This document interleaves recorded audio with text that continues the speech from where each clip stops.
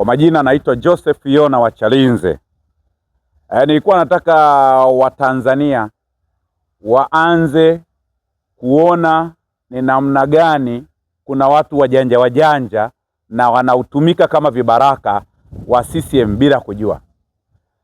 Mimi naomba turejee Watanzania kauli ya Tundu Antiphas Lissu kipindi kile cha mwaka 2025 kuelekea uchaguzi mkuu tarehe 29 Oktoba ilikuwa ni kauli ya uchochezi ile aliyozungumza Heche. Yaani kauli ya Lissu na kauli ya Heche ni kauli zinafatana, zote zinafanana. Tutazuia uchaguzi, tutahamasisha uasi.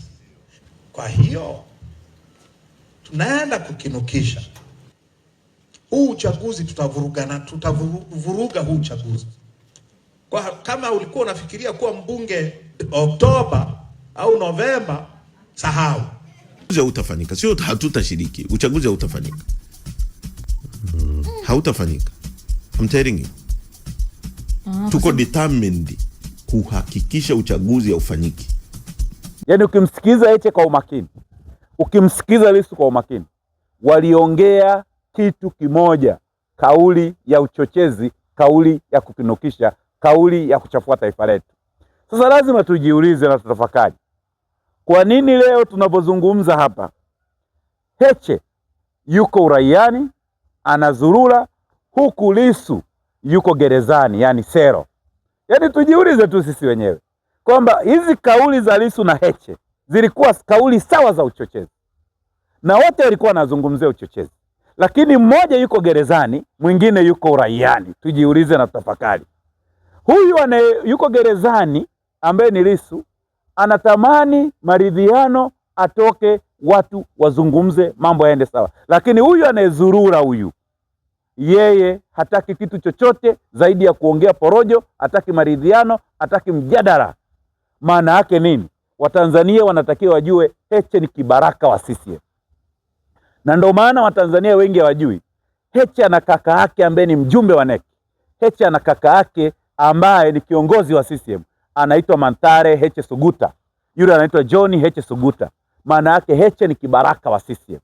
Kwa sababu haiwezekani leo mwenzake anapata tabu gerezani na kauli waliozungumza mtaani ni kauli moja, lakini huyu anazurura, anakula bata, anaendelea kuendesha ma-V8, anaendelea kuendesha mabiashara na mang'ombe yake ya mapembe kutoka Somalia, lakini mwenzake yuko gerezani. Mwenzake anahitaji maridhiano ili kuzungumza, kufikia muafaka, lakini huyu jamaa yeye kazi kupiga porojo.